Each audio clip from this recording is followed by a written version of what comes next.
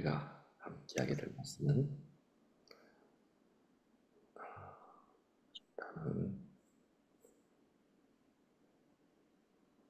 바꿔놓지 않았군요.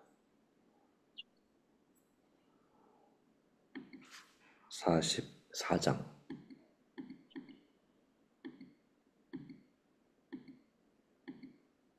44장에 400 일단 좀 키우고요.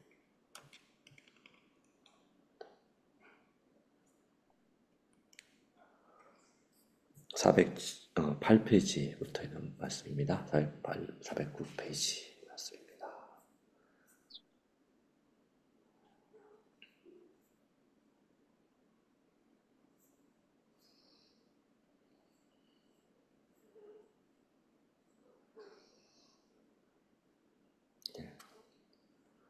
엊그제 읽었던 말씀을 조금 중복해서 읽도록 하겠습니다.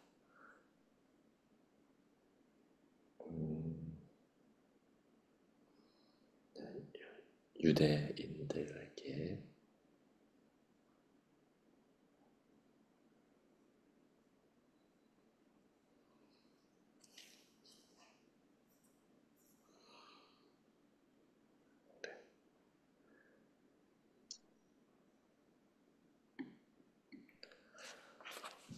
자, 시대소망 408페이지 있는 말씀입니다.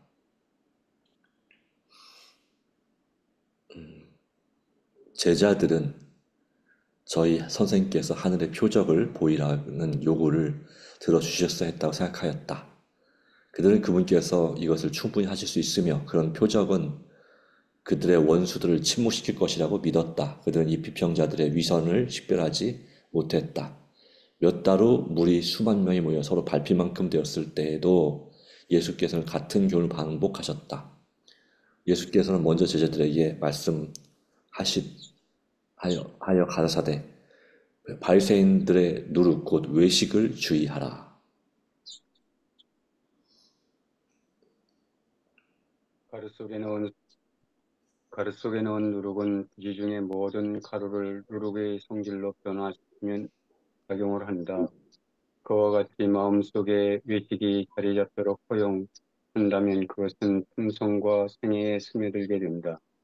그리스도께서는 바리새인들이 성전에 너그럽게 바치는 채 하면서 부모에 대한 의무의 등한을 숨기고 고르반의 행습을 흥망하는 중에 그들의 외식에 대한 뚜렷한 신뢰를 일찍이 인식하셨다. 서기관들과 바리새인들은 기만적인 원칙을 넌지시 심어주고 있었다. 그들은 저희의 교훈의 진정한 취지를 숨기고 듣는 자들의 마음에 그 원칙을 교활하게 침투시키기 위하여 온갖 지혜를 이용하였다. 이 거짓 원칙은 일단 받아들여지면 마치 가루 속에 든 누룩처럼 품성에 침투하여 변화시키는 작용을 하였다. 사람들로 하여금 그리스도의 말씀을 받아들이기를 그렇듯 어렵게 만든 것이 바로 이 기만적인 교훈이었다. 이와 같은 역량들은 오늘날 하나님의 율법을 저희 행습에 일치시키는 방법으로 설명하려고 애쓰는 자들을 통하여 역사하고 있다.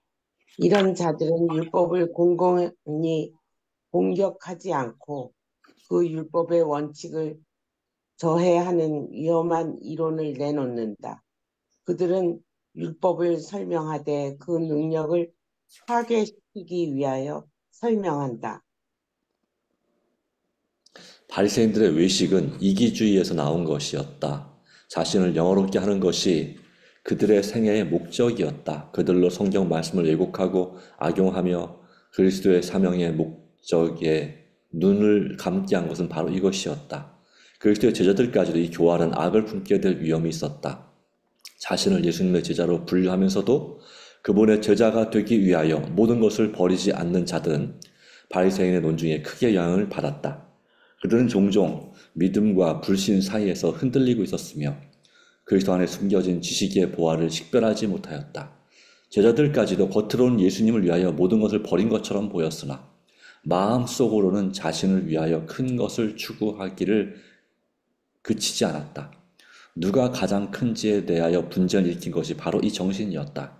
그들과 그리스도 사이를 막고 그분의 자아희생의 사명에 몰인정하게 하고 구속의 오멸을 그토록 더디 이해하게 만든 것이 바로 이 정신이었다.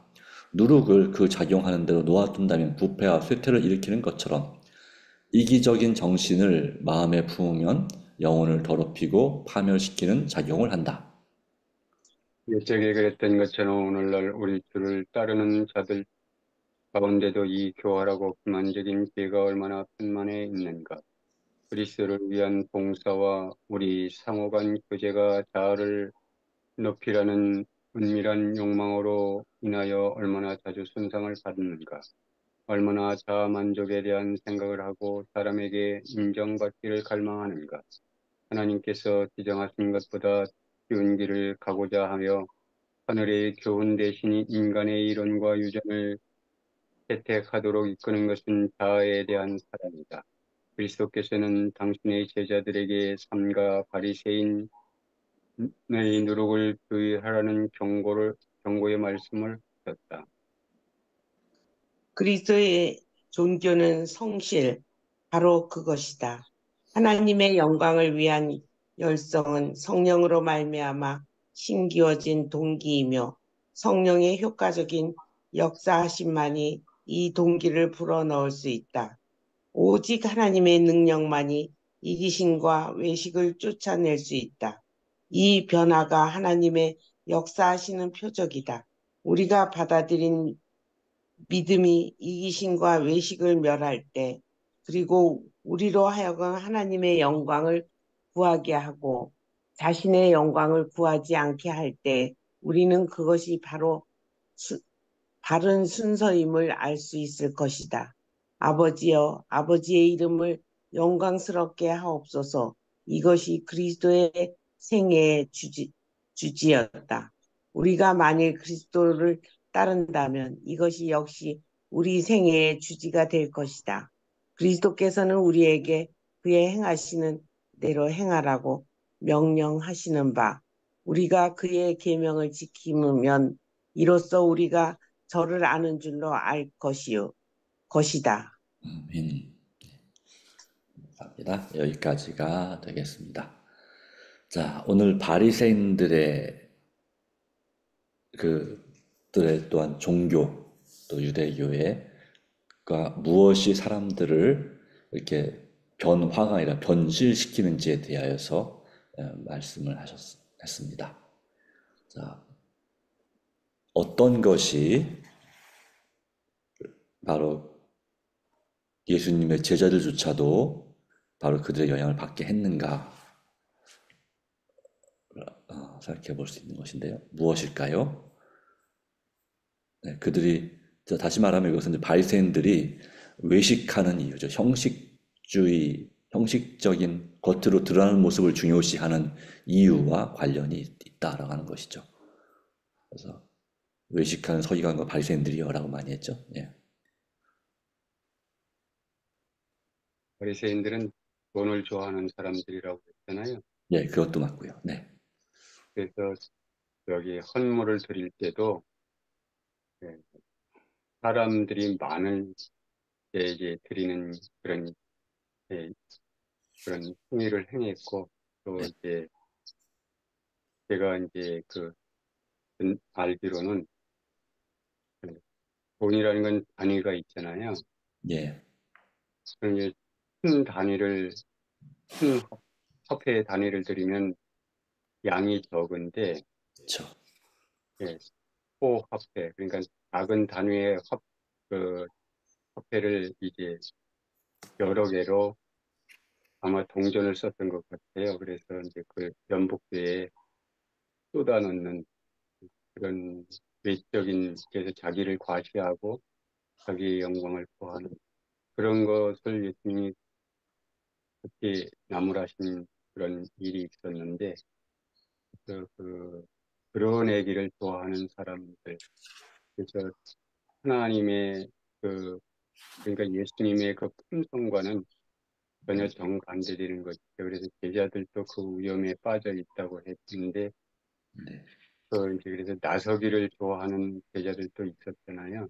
그렇죠. 근데 그런 것에 대한 경계심을 이 바리새인의 누룩, 그래서 바리새인들이 끼치는 영향, 또 네, 이런 것을 제자들에게 강력하게 제지하시는 그런 말씀이라고 이렇게 생각이 들어갑니다. 네, 맞습니다. 그런 의무도 있겠습니다. 그렇게 자랑하고자 하는 또 그런 것이 그들의 신앙의 중요한 부분이 되었다라고 하는 것입니다. 사실 이 율법주의라고 하는 것이 어 이제 예수님께서 믿음으로 구원한다는 사실상을 복음을 전파하셨지만 우리가 알기로 유대인들은 율법주의로 구원받기를 추구했다. 이제 사실상 세속주의도 있었습니다. 사두개인들이 있었는데 어, 이 예루살렘이 멸망하면서 함락되고 그리고 서기 135년에 유대인들이 추방을 당하면서 이 사두개인들은 거의 없어졌다고 봐야 됩니다. 현재 남아있는 유대인들 여름에도 검은 양복 입고 긴 이렇게 또 수염 기르고 하는 그런 하시림이라고 하는 경건한 유대인들은 대부분이 다 바리새인들의 후손이 되겠습니다. 그래서 이 율법주의는 자신의 스스로의 행위로 노력으로 하나님의 계명을 율법을 지키고자 하는 그러한 어, 노력이죠. 그런 주의라고 할 수 있는데 그런데 이들이 지켰던 율법은 대부분 전통 아니에요? 예, 그렇죠. 전통을 중심으로 된 것이죠. 십계명 또 모세의 율법을 해석한 그 가르침에 의해서 율법을 지킨 거죠. 다시 말하면 그냥 변형된 율법이죠. 쉽게 얘기하면. 그렇죠.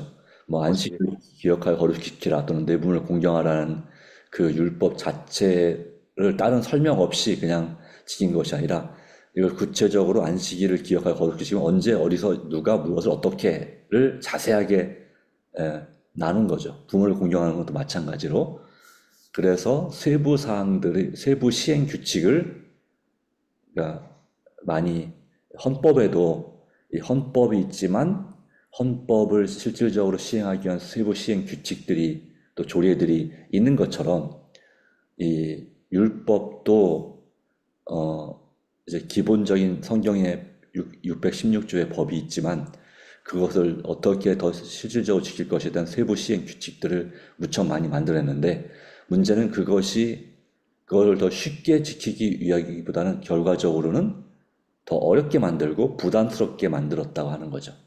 그래서 그 율법의 정신에서 빗나간 거죠. 어긋난. 그렇죠. 그래서 율법의 그 본질을 왜 그런 법을 하나님께서 주셨는지를 잊어버리고 그냥 겉으로 드러낸 형식만 추구하다 보니까 그것이 하나님의 율법을 도리어 그 사문화시키는 그냥 말 그대로 그냥 껍데기로 만드는 그런 모습입니다. 어쨌든 그렇게 되었을지라도 그들이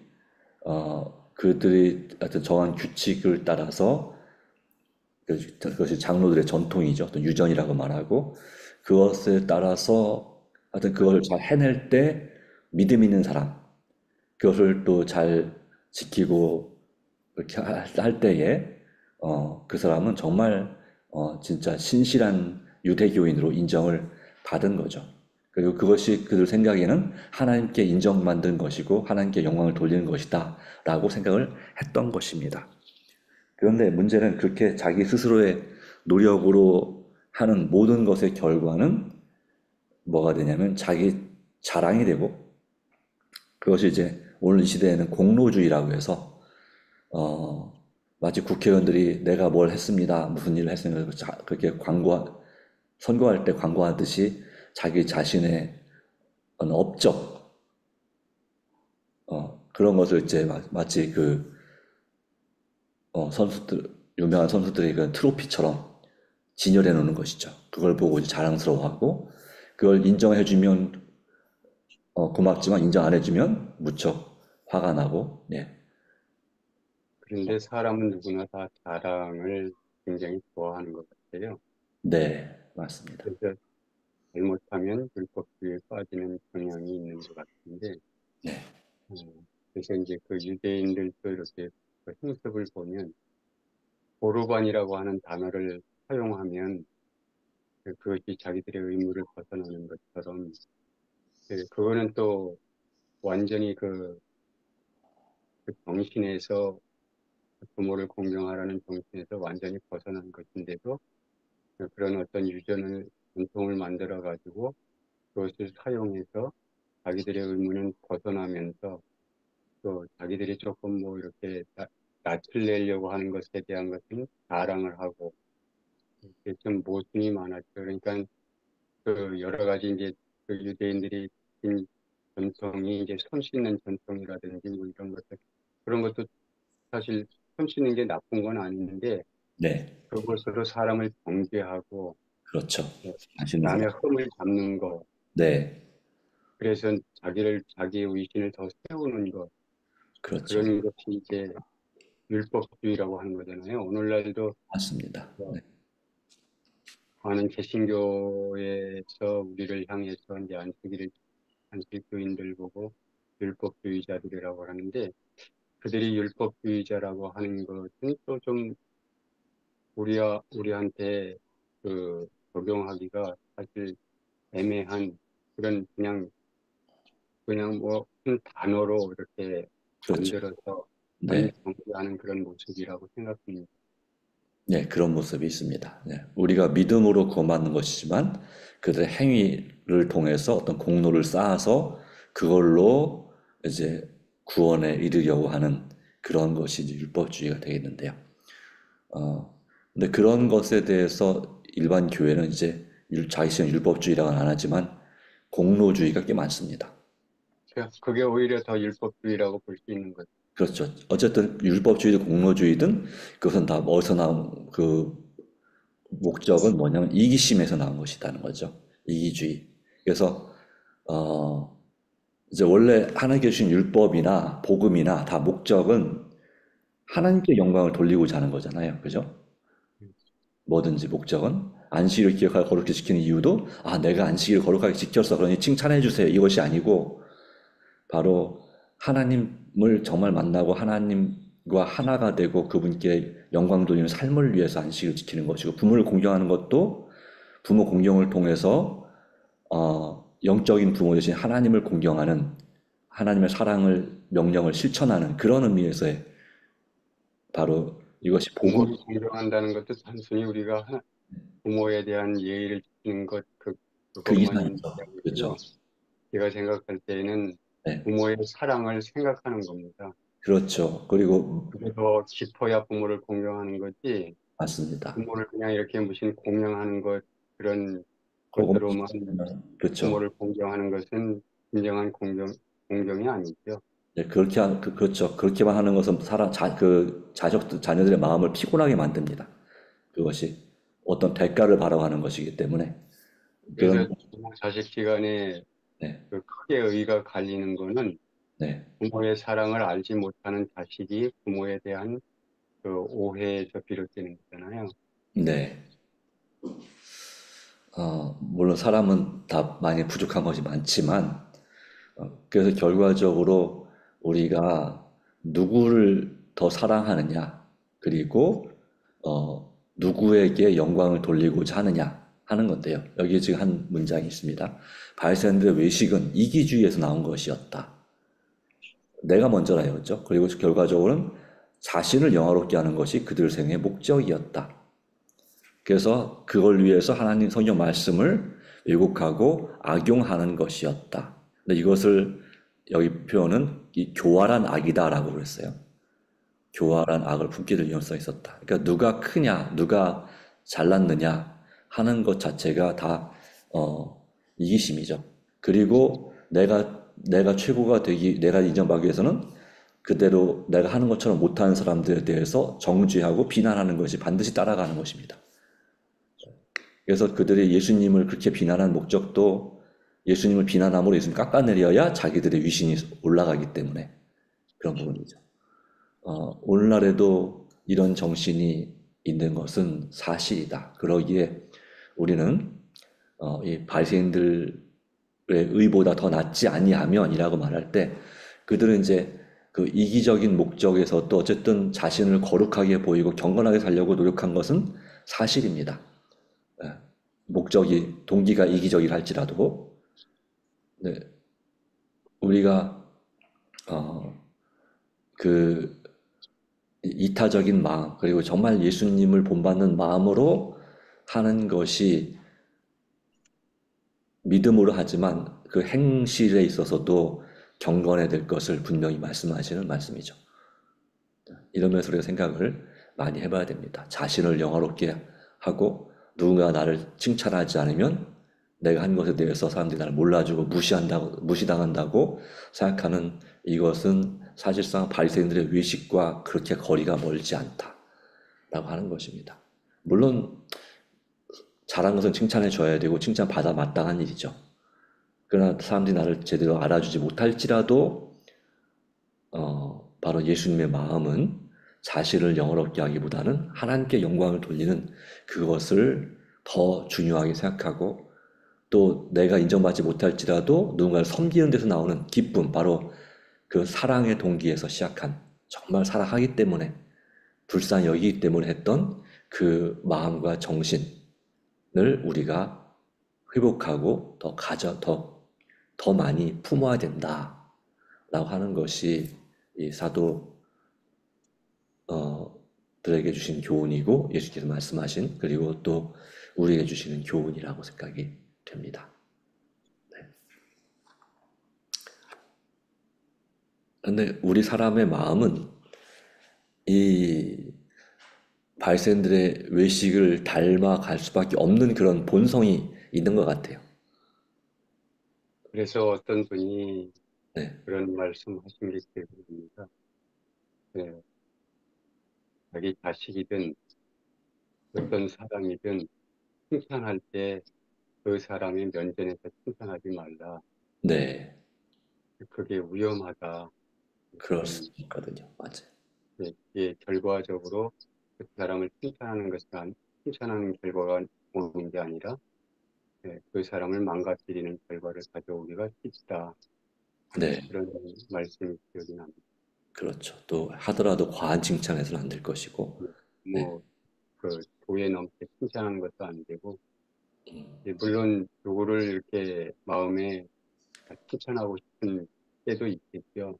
네, 이제 면전에서 하는 건 조심스러워야 된다고 이렇게 말씀을 이제 들은 기억이 있는데, 그래서 아이들 잘한다 하면 도가 넘어서 자기 할아버지 수염을 잡는다는 거잖아요. 네, 옛날에 하신 말씀이. 네, 네, 네, 그래서 칭찬은 고래도 춤춘다 그랬잖아요. 그렇죠. 그거는 이제 또 응용하는 데가 이제 다른 면이 있는데요. 네, 그러니까 사람이 망가지도록 그렇게 그러니까 한두 번에 이렇게 그치는데 쓸데도 없이 아이들 칭찬해봐요. 그 아이들이 버릇이 어떻게 되나. 그래 이제 그런 걸 얘기를 하는 거죠. 그렇죠. 물론 이제 바로 잡고 가르칠 때는 제대로 가르치고 또 혼낼 때는 혼내고 하는 것이 분명해야 되겠죠. 네. 손자는 귀여워서 계속 칭찬을 하잖아요. 할아버지, 할머니. 그렇죠. 그렇습니까? 예. 자, 그래서 이 제자들이 겉으로 헌신한 것처럼 사실 헌신했고, 그러나 마음속으로는 자신들의 큰 것들을 추구하기를 그치지 않았다라는 부분도, 제자들도 그런 마음이 있었잖아요. 항상 누가 크냐. 네네, 그렇죠. 그거를 항상 예수님이 염두에 두고 교훈하신 그런 내용들이 많이 있잖아요. 우리가 분명히 알 것은 예수님은 자아 희생적 사랑을 사명으로 여기셨다라고 하는 것입니다. 그러나 바리새인의 정신은, 율법주의는 또 공로주의 이런 것들은 자신을 희생하려고 잘 하지 않습니다. 자신이 높아져야 되기 때문에 남을 희생시켜서 자신을 높이지, 이 천국의 이 정신, 자아 희생의 법칙을 따르는 것에 있어서 바로 우리가 이기적인 마음이 아니라 이타적인 마음으로 그렇게 해야 된다. 그런데 이기적인 정신을 마음에 품을 때 그것은 우리의 영혼을 더럽히고 파멸시키는 작용을 하기 때문이다라고 하시는 것입니다. 마음이 이기적이 되면 결과적으로는 겸손이 아니라 교만하게 됩니다. 그렇죠? 그리고 그 교만은 목이 고다지게 만들죠.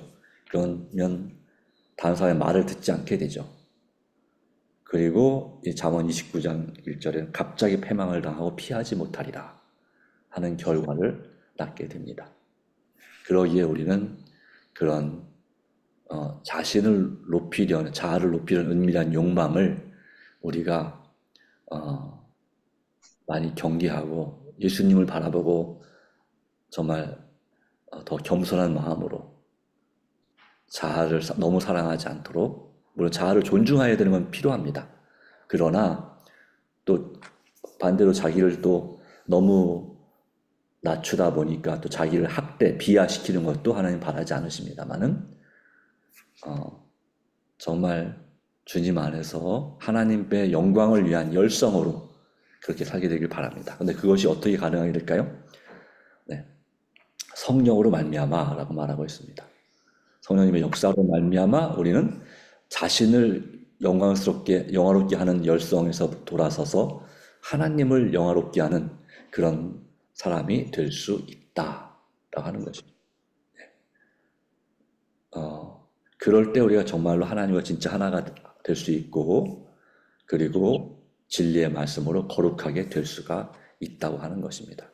그리고 하나님께서 하시는 역사는, 우리의 시련과 고통 허락하시는 이유는 우리 마음속에 이기심과 교만을 또 외식을 쫓아내게 하기 위해서 그런 일을 종종 우리에게 하신다, 네, 하는 것입니다. 그래서 여기 말씀처럼 우리가 받아들인 믿음이 이기심과 외식을 멸할 때, 그리고 우리가 지금 하나님의 영광을 구하기 하고 자신의 영광을 구하지 않게 할 때에 우리는 그것이 바른 순서임을 알 수 있을 것이다. 예수님께서도 하나님을 영화롭게 하기를 기도했죠. 아들로 말미암아 아버지를 영화롭게 하시기를. 네, 그런 부분을 따라서 우리가 믿음으로 살아가기를 소망합니다. 예, 그것이 바로 그분의 계명이다 이거죠. 그분의 계명은 이기적인 것이 아니라 이타적인 것이고, 자신을 높이는 것이 아니라 하나님을 높이는 것이 바로 그분의 계명이고, 결과적으로는 하나님의 사랑을 온 세상에 실천하는 것이 바로 이웃사랑, 바로 하늘의 법칙이다 라고 하는 것을 다시 한번 말씀을 우리에게 교훈하고 있습니다. 하나님의 은혜와 도우심이 함께 하셔서 오직 성령님의 역사로 우리가 이기적인 사람이 아니라 이타적인 사람, 그리고 자신의 그런 그 영광을 바라는 것보다는 먼저 하나님께 영광을 돌릴 수 있는 그런 삶이 되게 해주시기를 진심으로 바랍니다. 네, 기도하겠습니다. 하실 말씀 있으실까요? 혹시 기도 제목이나?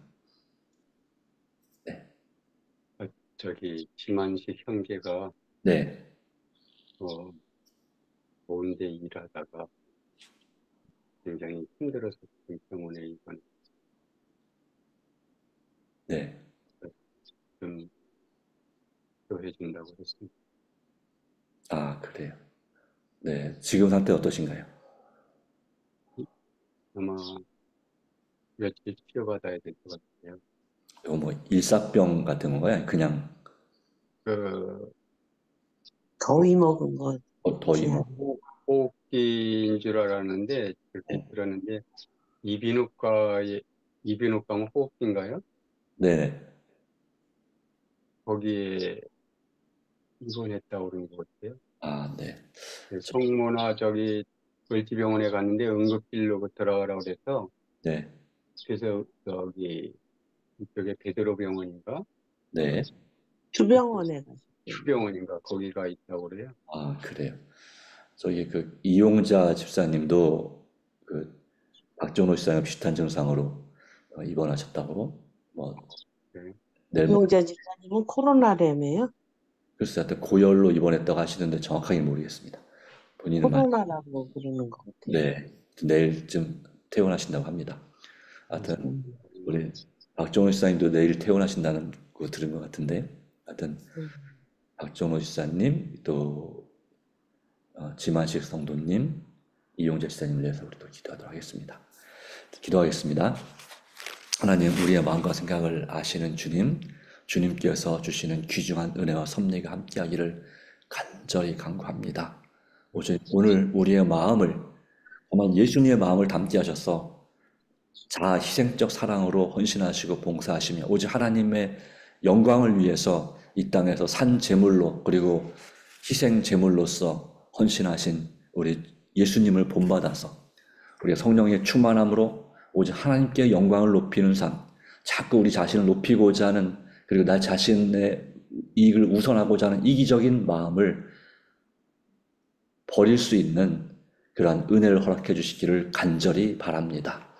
주님, 그래서 오직 믿음으로 살아갈 수 있도록 도와주시고 우리 삶이 하나님께 영광을 돌림으로 기쁘고 행복하도록 도와주시고 사람들이 나를 알아주지 않을지라도 그래도 하나님께 감사하고 또한 하나님께 영광 돌리는 우리 삶이 되도록 도와주시옵소서. 즉 성실한 삶이 되게 하여 주시옵소서. 오늘 특별히 기도하기는 우리 지만식 성도님 더운 데서 일하다가 현재 추병원에 입원 중이라고 합니다. 주께서 속히 회복하도록 도와주시고 생명과 믿음을 회복시켜 주시기를 간절히 간구합니다. 또 이용자 집사님 또 고열로 또 혼수 상태가 돼서 입원을 했는데 이 모든 일에 있어서 잘 회복되도록 도와주시고 또 코로나라면 부작용이 없이 잘 낫도록 도와주시기를 간구합니다. 또한 우리 박종로 집사님 은총 베풀어 주셔서 그 상태가 많이 좋아져서 또 퇴원할 수 있도록 인도하심을 감사합니다.